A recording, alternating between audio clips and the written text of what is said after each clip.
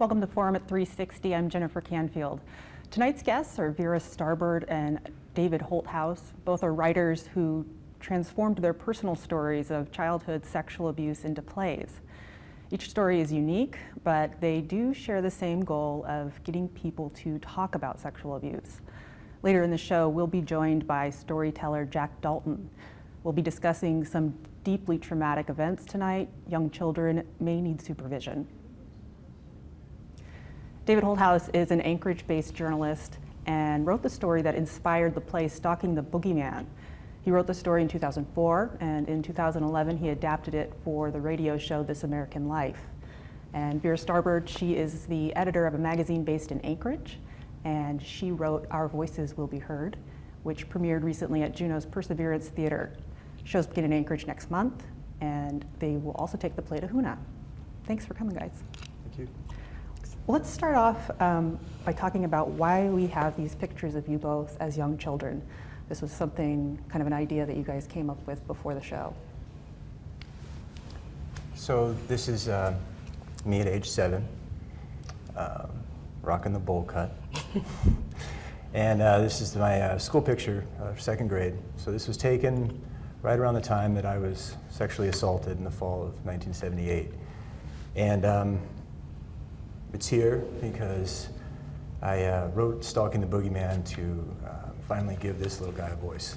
And I think that it's important to remind people that childhood victims of sexual assault grow up to become adults.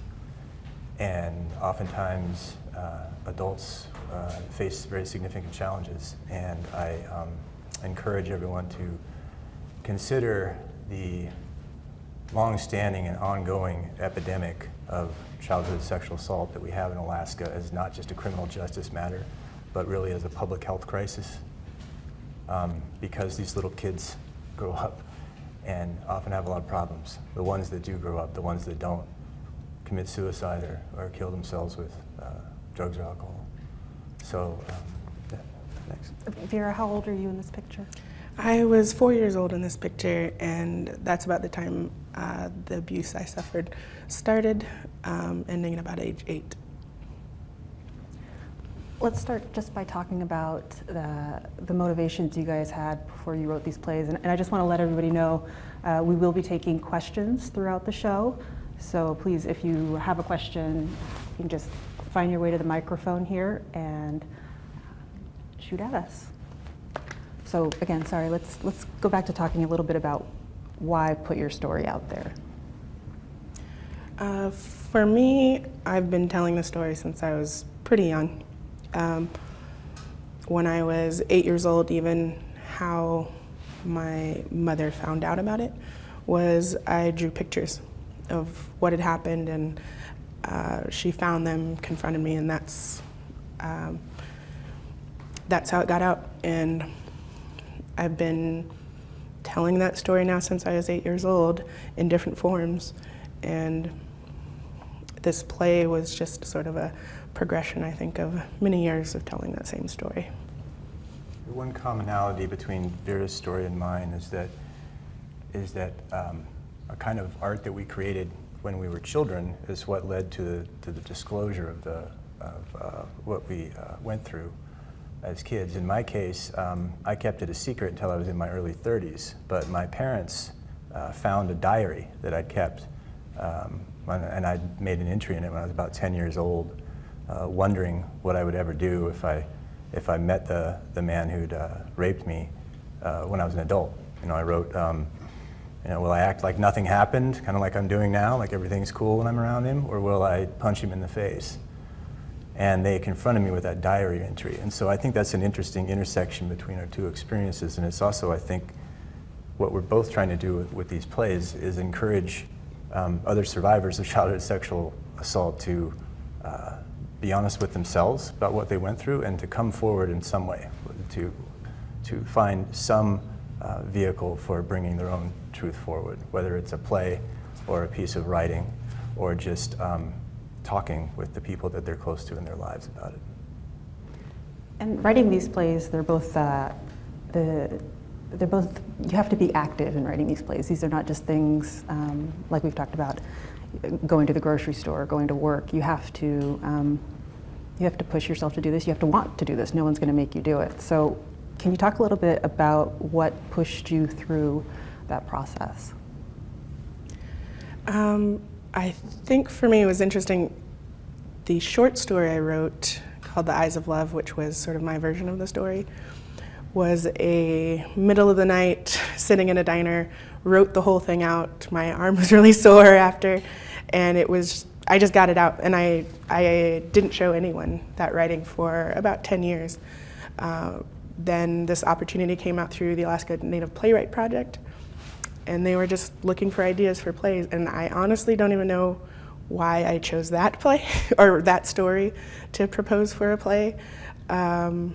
And once I was actually in it, because it was so much later, I did realize it was, the perspective had changed from when I wrote it when I was 18 years old to being an adult now and having more of a perspective of someone who had taken care of children now and was looking at being a stepmom myself.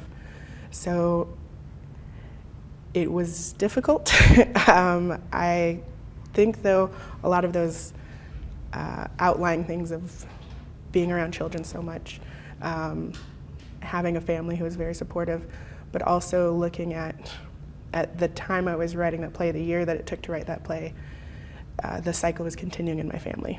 A cousin who had been abused at the same time I was by the same uncle had become an abuser himself. And while that was difficult to face and it shaped the play, it actually motivated me more to tell the play than when I even first started. And when you first started, the abuser in the story wasn't, as you told it, it wasn't, he was a monster. He was the boogeyman. And in your play, he doesn't necessarily come off as that. He, throughout the play, he's a loved person in the family. He's friendly with the kids. He doesn't appear to be like the sinister, child predator that we see in the movies. Why did you portray him that way? Well, I initially didn't want him to have much to do in the play at all. I wanted it to be about the journey that the mother and daughter had taken, the journey that my mom and I had taken, and I gave him one line in the whole play. And the actors, when they did it in readings, portrayed him very creepy and very like a boogeyman. And while I understood it, it was also, well, no one would really let their children around someone like that. Most predators, child predators, are, if not charismatic, they know how to get in with a family. They know how to get in with children. They're very good at it. And in this case, he was a very loved and spoiled member of the family who was a hunting buddy, who was a babysitter, and happened to be my uncle. And in this case, I needed to show that on stage. So I did need to show him as somebody who was well-liked by the family and who the audience would like. And an awful lot of the audience members will come back and say, oh, he was my favorite character. Spoiler alert. He is probably most people's favorite character right up until the point they kind of figure it out. And David, in your story, while it was somebody you knew, you didn't have the burden of them being a family member or someone that was in your life forever. How did, well, you wrote the story and didn't really revisit it for a while. Did anything change between the time that you were a young child to the time that you wrote the story to when you finally reimagined it for this American life and the stage? Well, I want to touch on something that Vera said, actually. It was, in my case, the man who raped me was he was the eldest son of my parents' best friends. So he wasn't a family member, but he was close. And he also, in the play accurately represents what happened. He's kind of charming. He was a very well-liked star athlete in Eagle River, and then he got me alone one time, and it was like a switch flipped. And that's what happens in the play, and that's what happened in actuality. So, yeah, they don't look or act like boogeymen for the most part until they let the masks slip.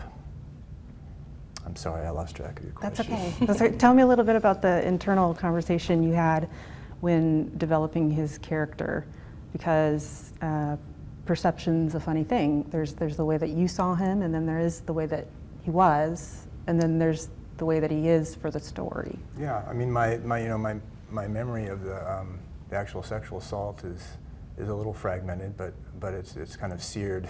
Certain details are seared in there, and I wrote about those in the play. But I interacted with him for the rest of my childhood, well into my adolescence, and then encountered him several times as an adult. So I based the character in the play, the boogeyman, very much on my observations of him as an individual over the course of about 20 years, and then there was about a 12-year gap where I didn't see him, and then ultimately confronted him, and yeah, that's how the play ends. We have a recorded scene from Stalking the Boogeyman that David picked out and was dramatized by local actors. Let's take a look at that clip now. He finished with me face down on the bare black plastic mattress of his waterbed, covering my head with a pillow to muffle my screaming. I had no words for what was happening, no concept of rape or sex. I was 7, and I just knew that I was terrified, and it hurt. It hurt so much. When he was done with me, I pulled my pants up. You've done a very bad thing, David. If you tell your parents or my parents or anyone else, your mom and dad will hate you. They'll hate you if they find out. And if I ever find out that you told, I'll come to your house in the middle of the night and gut you like a salmon.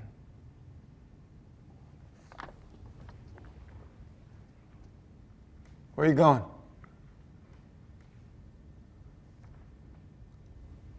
I don't know. Sit down. Hey, wipe your face.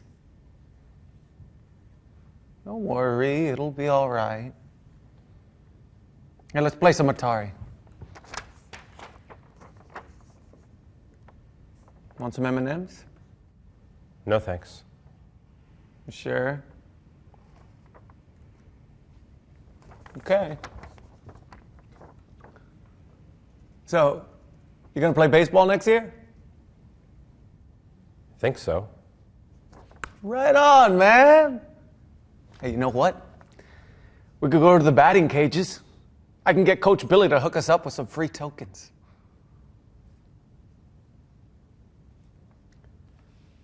Listen, if your parents ask you if anything's wrong, just tell them you're feeling a little sick today.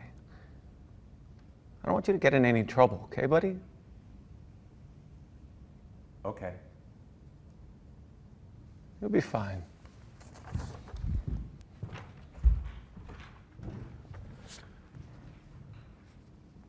I would continue to bleed for the next few days.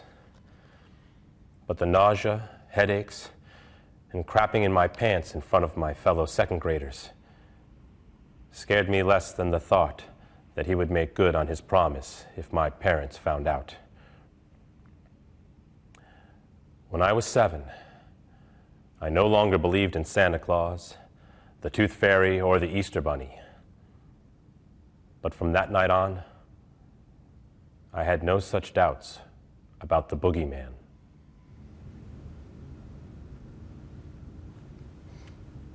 That was a scene from Stalking the Boogeyman, performed by James Sullivan and Enrique Bravo. Our guest David Holthouse wrote the story that inspired that play. That was a very intense scene, and I think it's probably more explicit than people might expect if they knew perhaps what your play was about but hadn't read it yet. Can you tell a little bit about how you decided to include certain details and why you did. Yeah, I want to be clear that the actual sexual assault isn't depicted or acted out on stage in the play, but it is recalled by the character David in fairly graphic detail. And I think that I included that because I think it's important for people to understand that a lot of what we call child molestation is not just sort of furtive fondling over the clothing. In many cases, it is what, if the victim was an adult, we would call a rape, and sometimes rape by violent force. And I included those details there because I think that it's important that people understand what childhood sexual assault actually is. It's sexual assault. It's an interesting, there's an interesting conversation to be had about what we call rape or sexual abuse or sexual assault. One thing I noticed in your play, Vera, is that those words are never said. It's always, is he hurting you? Are you being hurt? And while watching that, I realized that that is exactly how a lot of families talk about it. Can you guys maybe talk a little bit about language and what do we call this kind of thing? What, how it affects the way we understand it? Yeah, mine was a pretty deliberate choice not to, in some ways because that's how I was raised to talk about it. Even though my mom was very open about it, we definitely use softer language, but also just for my play and not really wanting it to be about the abuse itself, but about the fallout that happens from the abuse, because I was so young when they found out versus David was 30 years old when his parents found out. What I really wanted to do was leave it to the audience to imagine what the worst thing could be. Like David said, if you say child molestation, a lot of them picture something not very harmful to them. It's actually pretty harmful to fondle over clothes, but they will think, oh, well, maybe that's not too bad. Or they'll immediately go to, that's the worst possible thing. Mm-hmm. And I wanted the audience to just imagine what the worst thing could be to happen behind closed doors. There's only one mention of something that happens, and that's actually a line that the mother says, something that happened to her. And it's still not very explicit, but yeah, it was a pretty conscious choice to leave that out of there. Kind of the same reason why I didn't want the uncle to be this really pivotal character initially. I didn't want the actual abuse to be sort of what everyone was really thinking about. Mm-hmm. I really wanted them to think about the after effects. How do you think the use of perhaps saying, are you being hurt, or someone hurting you, when we actually mean, are you being sexually abused in real life, how do you think that impacts the conversations we have and the way that we treat children?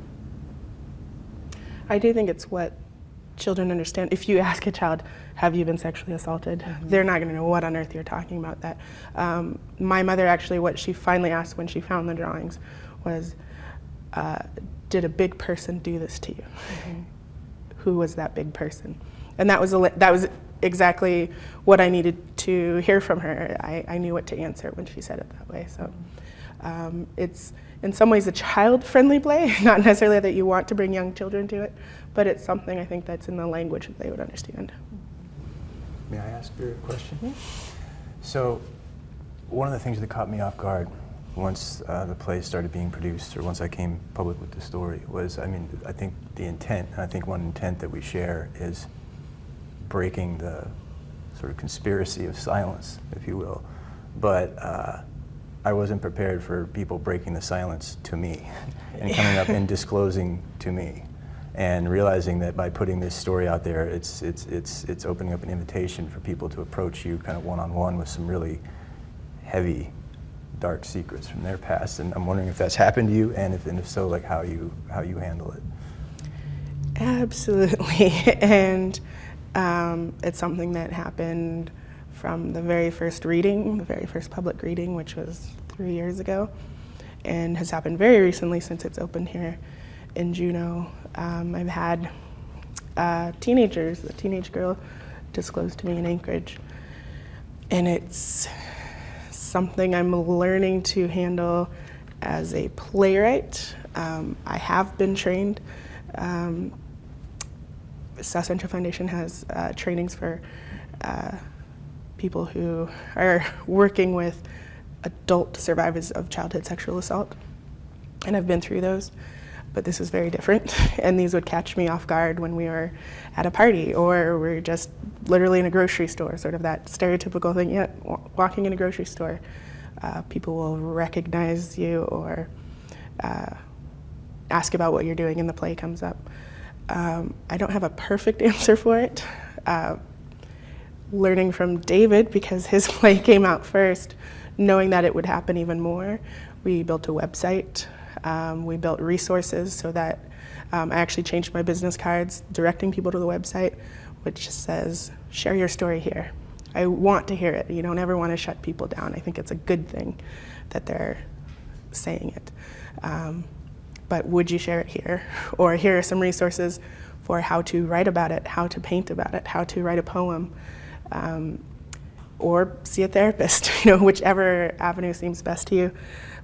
I don't know that we're handling it perfectly, but we are trying to work with people and encourage that without making myself or the actors therapists themselves. So it's kind of a complicated question that we're, I think, doing pretty well with. We actually have people from Search, Aware, and Star at every one of the performances. So if people need resources from them, they can ask them. And David, that's something that happened to you. Can you kind of explain your reaction to it when you first started receiving these comments from other people? Yeah, so the first inkling that I had was what I was in for is that Stalking the Bogeyman, the play, is based on a story that I wrote, an essay, first-person essay that I wrote that was published in 2004. And I remember very clearly finishing the essay and going to a bar next door to the newspaper where I worked. And the bartender was a friend of mine. She asked me what I had coming out that week in the paper. And I told her, and it was the first time that I really told, like, an acquaintance. Because here I'm getting ready to publish 150,000 copies of this. So I figured, all right, I better get used to this. And she said, that happened to me too. And then at the staff meeting at the newspaper, I had told the whole staff of the paper this story's coming out. And 3 staff members emailed me within 10 minutes and was like, this happened to me too. And I've just gotten, it's so much more prevalent than we acknowledge as a society, and I think that we all know that on some level. But I've gotten used to people disclosing to me, but it's never easy. It's never easy to have that conversation. But I recognize that it's not easy for them either. And I think it's good. I do think it's good, even if sometimes I'm caught off guard or don't have all the resources right there. I like that they're talking about it. I like that cycle of secrecy broken.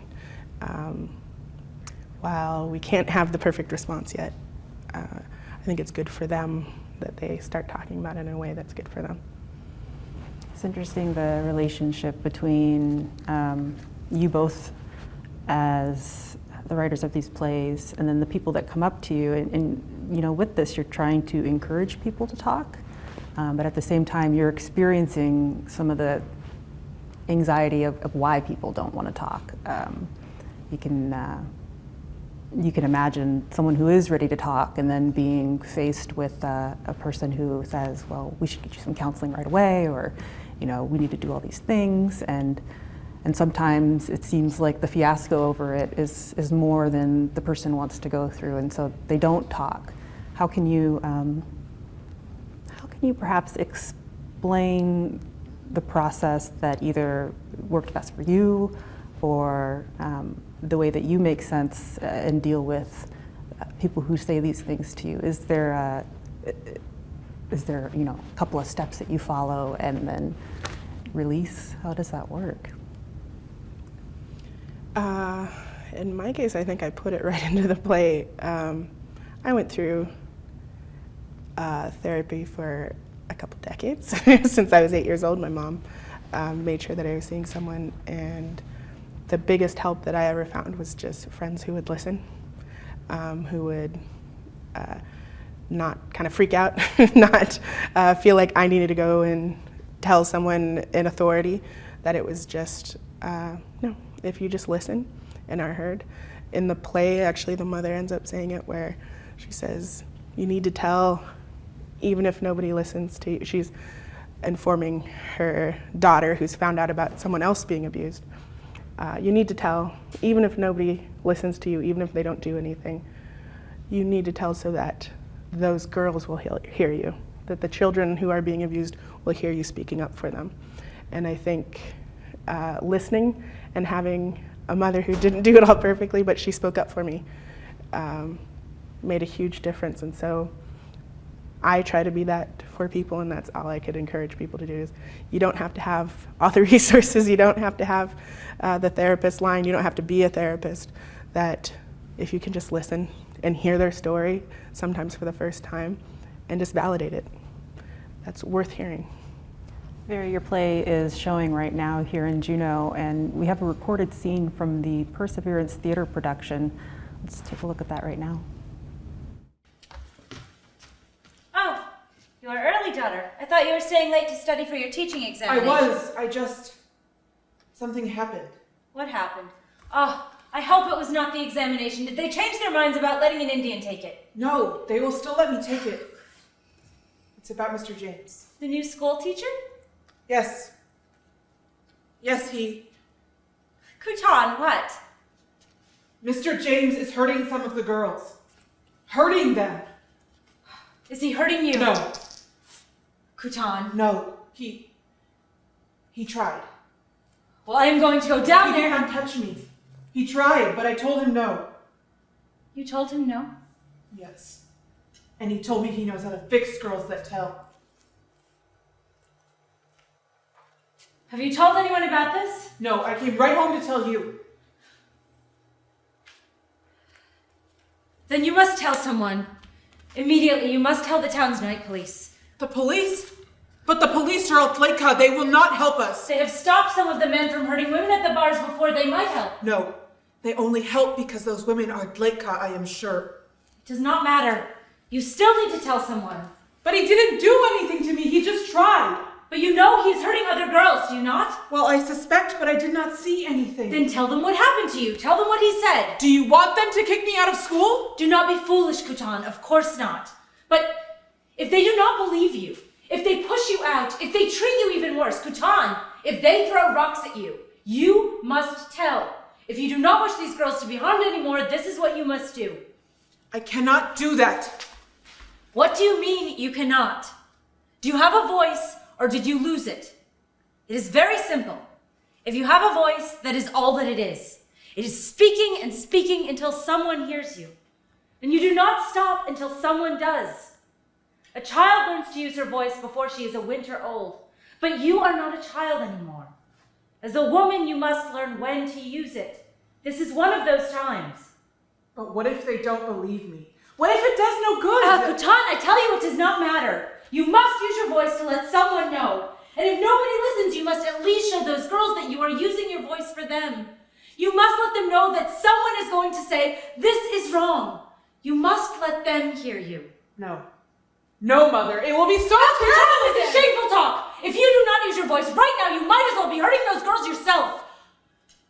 Mother, that is terrible. I am not hurting those girls. But you are allowing it to happen when you have the ability to make it stop. You bear responsibility now. If you choose not to speak, you are letting it happen. No daughter of mine will stand by and let children be hurt. Now you turn around, go down to the night police, and you tell them what you know. I cannot do that again. What do you mean again? To stand there like when you made me? When I had to tell about Jinaha? The way they all looked at me? Kutan. Maybe that is not how I should have. If I had that moment over again, I may have handled things differently. But even so, Even if the police have the same reaction, you still need to tell. Mother. That's enough! I am. You just what? Mother, will you please come with me? Of course, daughter.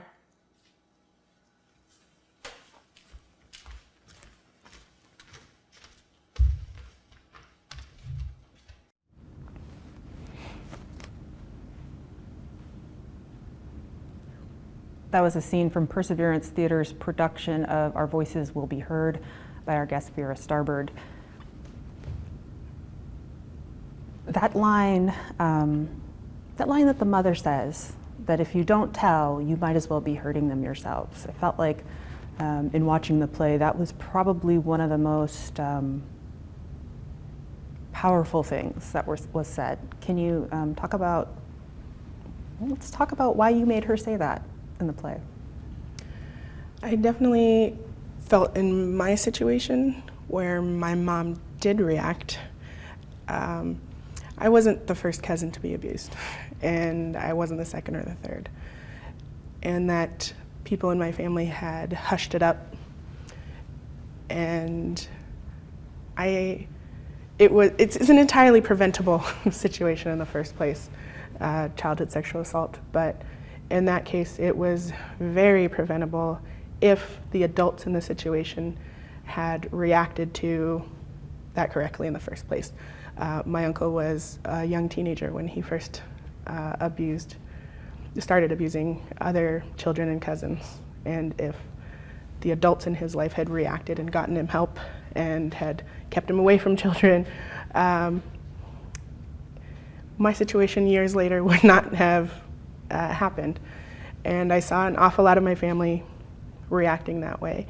And this was an awful lot of where the anger that my mom has came from, was that she all of a sudden was very alone in this world of people telling her to shut up. The people who were closest to her were telling her to shut this all up and just let her child be harmed and not do anything about it. So there's a little bit of an indictment to me in that. And this is the legacy of my mother, though. She taught us, not just in cases of sexual abuse, but in all things, speak up, use your voice. The worst thing you can do is be silent about it. And I really wanted that in the play, and in a lot of ways that's why it's not about the abuser themselves, but the system, the environment that allowed him to become that way. And as hard as it is for young girls and women to speak about this, for young men and boys, as it's reported far less. And there's also this kind of culture for young boys and men to kind of hold it in. David, can you talk about overcoming that, or perhaps even just experiencing that, and how that hindered you Sure. putting your story out there? Yeah, I would say of the people who have disclosed to me over the last 12 years now, say upwards of 90% of them have been women. So disproportionately high number of women are coming forward and talking to me about their own experiences. And I think that, and I do have a couple of male friends who in the last year have started talking to me about it. And it's one thing that I've talked with them about is that there is a stigma attached with being a male survivor of childhood sexual abuse, and that I have a fear, I've had a fear, that other people would see me as a threat to their kids. And I remember when I was growing up, and I was trying to think, like, how is this experience going to affect me? And everything I saw in popular media and TV, or even in news coverage seemed like every child molester that was arrested, it immediately claimed, oh, I did this because this happened to me when I was a kid. And it seemed like there was a direct cause-effect relationship there. And one thing that's changed is that several professional athletes in the last 5 years have come forward and said that they were sexually assaulted when they were kids. A couple pro football players, pro baseball player, pro hockey player. That would have been huge for me when I was a kid. That would have been huge. That would have been a huge relief to have any sort of role model to look at, somebody who was like a strong, sort of successful grown man. And so I've encouraged the friends of mine who come forward to be more public, maybe not public in the same way that I am, but at least with their larger social circles, to be out, if you will, with it, because they are both successful guys with families, great jobs. They're not wrecks. They're not irrevocably damaged. But I think that there is a stigma I think there's a stigma attached to sexual assault victims of both genders. But for men, I think that there's often a stigma of you don't want to be seen as someone who is a threat to kids. You know that you're not, but how are you going to convince people of that when there's a common, I think, misperception that X leads to Y? You guys both, speaking of young children and if you had known kind of thing, you both were pretty staunch advocates for Aaron's Law, which was eventually passed by the legislature as the Alaska Safe Children's Act. That was quite a battle, to say the least. Can you guys talk a little bit about your experience trying to get lawmakers, the people who are in power that can make these decisions, and trying to convince them that this was a necessary thing for schools? I would say David worked on that even longer than I had. I had known about it. I think at the time I was a little jaded. I had been writing letters since I was 9 years old. There's actually a letter printed in the Anchorage Daily News at the time when I was 9 years old. 9-year-old advocates for sex offender registration. So I've been writing letters since I was 9 years old. I wrote it to all the Senate. And while eventually it did pass, I think by the time Aaron's Law came around, while I was definitely a supporter of it, I was pretty jaded, and it was actually watching David. There was a news report, and with him front and center advocating for it, that really changed my mind. And then when I was approached if I'd wanted to, they'd heard about my play, if I wanted to support it, became a more verbal supporter because of David. So I do think it's incredibly important to teach children about childhood sexual abuse in a way that makes sense to them, so they can be more empowered to do something or just be more educated.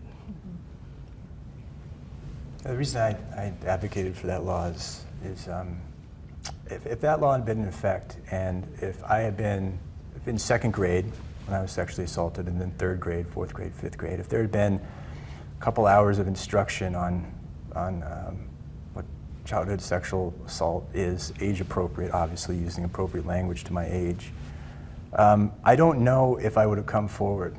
I don't know if I would have, but what I'm certain of is that I wouldn't have felt so alone, because that was the worst of it.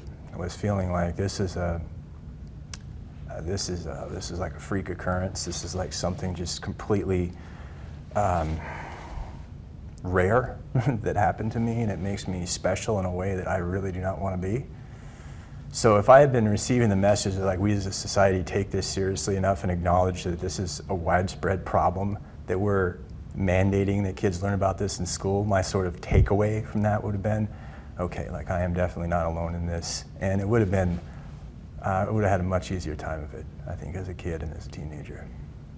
When you guys put yourselves out there, do you ever have the experience that perhaps because you shared your story, that people see you more exclusively as the characters in those stories and less as the person, the dynamic person that you are? Probably, but I think by the time someone actually sees my play, anyways, I can't speak for David's, it's not about me anymore, and it's not about even the characters, but they definitely go into their own story, and whatever part of that play touches them, it becomes about their story, and it becomes about them. So I don't know that I've been boxed in or anything where they see my character, but mine's a little bit more distant than David's, where David's character is David, and my character, it's a 19th century traditional Tlingit schoolgirl. So,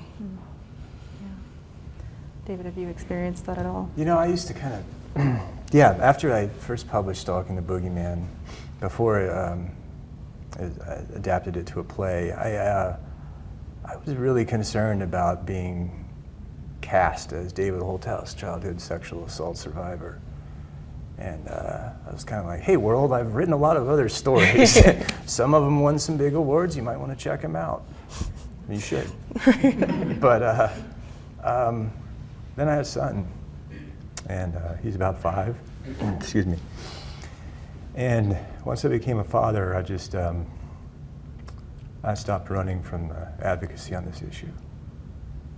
So now I do whatever I can. I want to go ahead and bring into our conversation our third guest, Jack Dalton. He's a storyteller and the writer of Assimilation, and My Heart Runs in Two Directions at Once. Both are plays he uses to help start conversations around difficult topics. He also acts as the storyteller in Vera's play, Our Voices Will Be Heard. Let's share a clip of that. School. I am going to Anchorage. I am going to Anchorage. I thought it was called Anchorage, isn't it? Called Anchorage?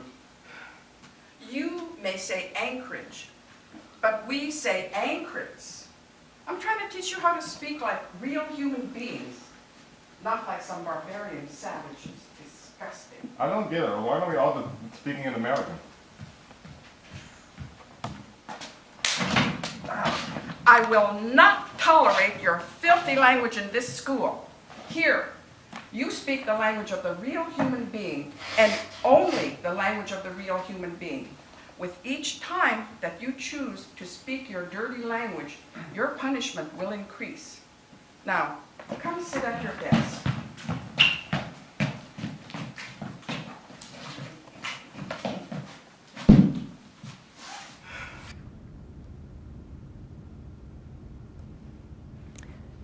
Sorry, I forgot to mention that is a clip from Assimilation. That's Jack's play, actually. And that flips the roles in the story about Alaska Natives and boarding schools. Jack, thanks for coming. Thank you for having me.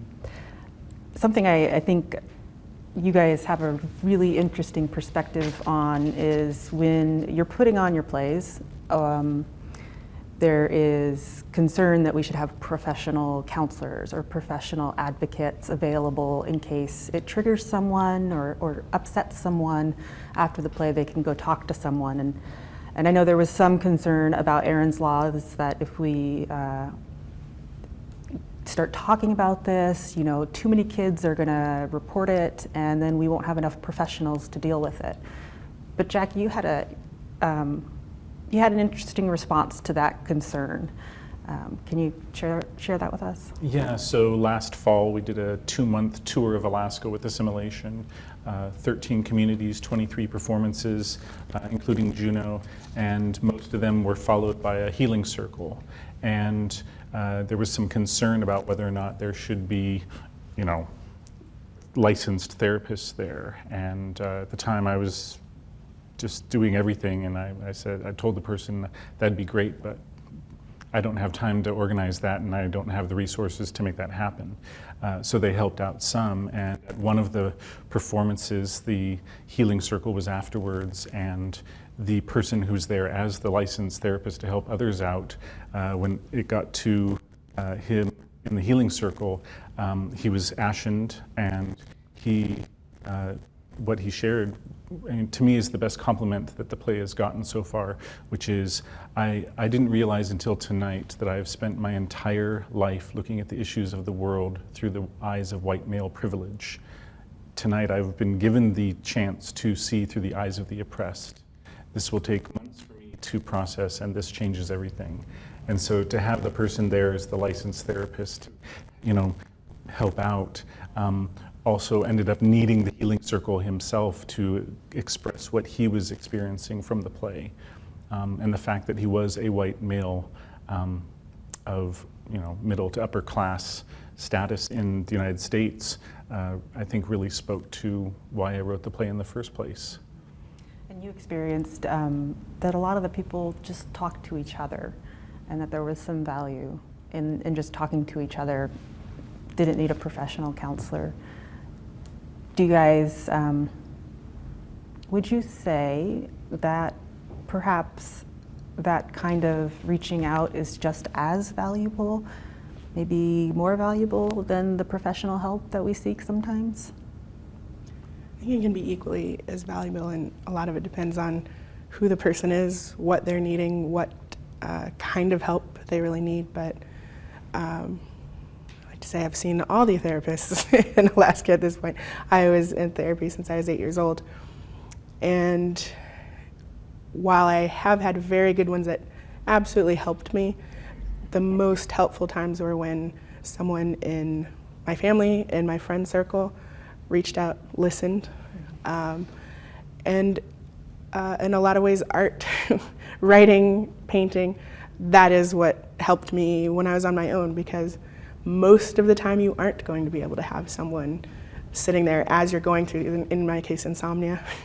I had a lot of insomnia and night terrors, and I'd be up in the middle of the night, and I started writing and painting and baking, cooking, whatever it was that gave me therapy that I needed.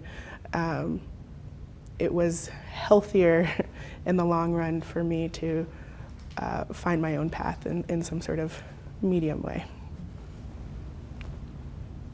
And Jack, the way you use trauma in your plays is a little bit different. So with Vera and David, we have very, very direct trauma. And in your plays, one in particular, My Heart Runs in Two Directions at Once, is, in my opinion, probably one of the most stunning and complete stories, looking at just the history of Alaska Natives throughout time. And there's a lot of, you touched on a lot of topics, and while they weren't yours directly, as an Alaska Native, that was part of your story. Can you kind of explain how you were able to reinterpret these things that you were aware of, that, you know, in some way had an effect on you, but that you hadn't actually experienced? I think it's very interesting, the whole idea of what multi-generational trauma is, the fact that trauma is something that they're discovering can be passed on to you genetically. And so even though I myself, I was adopted at 5 days old and grew up in Anchorage with a, you know, very kind, caring, loving middle-class white family, still ended up dealing with many of the same issues that my other Native family members dealt with because of the traumas that, you know, my mother's generation and the generation, my grandfather's generation, and even earlier had been dealing with since the arrival of Westerners in Alaska. And you know, when I met my birth family at the age of 23, I was just shocked that I experienced the same things that they did, even though I wasn't even around my culture at that time. So I think there's a lot to do with how you look at the world. And so when I heard the stories of what happened, I understood them on a level that I couldn't explain. And so my reaction to that is, well, how can we then work towards healing these things? Because I know, even though I didn't experience them myself, I know what it's like to be the result of those traumas, and how, if I was given the opportunities to be healthier, I guess is the best way to put it, how can I use that to help others? And that's what, you know, I realize my entire career has been doing that, whether it's working with kids in schools to tell their own stories through metaphor, or doing the performances that I do, writing the plays that I do. It's and then more recently the advocacy, taking the assimilation on tour, having the healing circles, and watching healing happen before our eyes. because in the end it's about talking about it, and I think that's something that we all share, and anyone who has experienced any kind of trauma and then does something about it, the thing that we're all sharing is the fact that we're breaking the silence. There's been silence around the boarding school history. There's been silence around the genocidal nature of the Bureau of Indian Affairs and the U.S. government and so on and so forth. And people are now starting to step up and say, let's talk about this. And it's that talking that is going to be the primary motivation towards the healing. It would seem that there was maybe, I don't know if you experienced this, but I know when I first saw the play, I remember thinking that I had thought about all these things, but had never thought about them in such a clear and concise way, a tangible way, I think. And you did a really good job of making those things that we know about tangible. Was that difficult to do? For assimilation, it really wasn't that difficult. People will come up to me and say, oh, it must have been so hard to write such a traumatic play. And it wasn't for me because it was really mental acrobatics. I was like, what would happen if history were reversed and the natives were running the boarding school and the whites are the savages, the whites are the ones who need to be expunged of their savagery. And so it was a mental exercise. One of the most interesting parts of it was coming up with racial slurs for white people, and the result, because people have such a visceral reaction to it, I think that's the payoff of being able to remove myself just enough to go into that mental place of let's figure out how this is actually going to work to make it most effective as a teaching and healing tool. And it wasn't until the actual, I think it was the rehearsal of the premiere production back in 2010, when I actually saw the actors doing it, just in rehearsal, and I remember having a reaction and going, oh, this is going to be tough. And I didn't really realize that before because it was a mental exercise. But it's about thinking everything through so that there's no escaping it once you get into it. And I think, knowing David's play, being in Vera's play, that's another through line I see, is that because of the creativity that we have, we've been able to create things that once people are invited into it, you're not going to get to the end without confronting what's in the play, and therefore your own demons, if you have them, or your lack of empathy that you may have had before. We only have a few minutes, but real quick, David, I want to ask, was there ever a debate in your head as to perhaps remove yourself more from this story in telling it? Or what was did you have a reason for making it so directly yourself? Yeah, I guess I don't see any way to remove myself from this story. I mean, as soon as my parents knew the truth, I knew that I wanted to write about it. And in a way, I feel that I'm not fortunate to have been sexually assaulted when I was a kid, but fortunate to be a writer. I've got a way to deal with it. So no, I never really considered writing about it other than in a deeply personal way. I want to give you guys each a minute. You do have things going on. I know your play's still going on, Vera, but you all have your plays in some various stages of production. David, can you tell us a little bit about what's going on with Stalking the Bogeyman? Sure. So the University of Alaska is mounting a touring production of Stalking the Bogeyman. It will open in Anchorage in April. And then it'll also be in Seward, Homer, Matsu. It'll be on the main stage at the Last Frontier Theater Conference in Valdez in June, and hopefully it'll make it here to Juneau. Yes, and Our Voices Will Be Heard is almost over here in Juneau. It'll move to Hoona, and then it will happen. Sorry, it'll have a performances in Anchorage for about 2 weeks, and you can go to ourvoiceswillbeheard.org to see where it's playing next. Jack, what's going on with your work? Other than acting in Our Voices Will Be Heard, the tour of Assimilation in the fall was so well received around the state that we're already planning another tour for this coming fall, 2016. So Great. Look forward to the community near you. We'll post links to all those websites with the video that we post online. That's all the time we have. We've been speaking with David Holthouse and Vera Starbard, both writers who have shared their stories of childhood sexual abuse in Stalking the Bogeyman and Our Voices Will Be Heard. And Jack Dalton, the writer of Assimilation and My Heart Runs in Two Directions at Once. If you or someone you know needs to talk, AWAIC in Anchorage has a 24-hour hotline you can reach at 907-272-0100.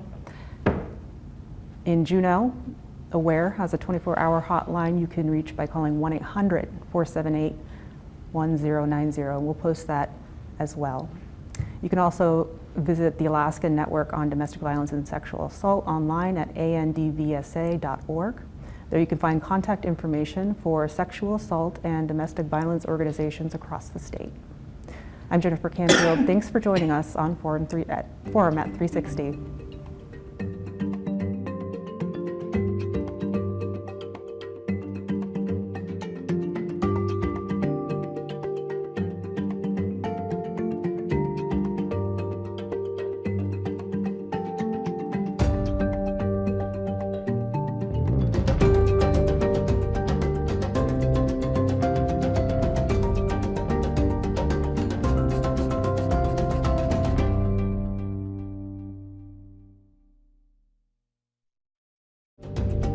Funding for Forum at 360 comes from Rainbow Foods of Juneau.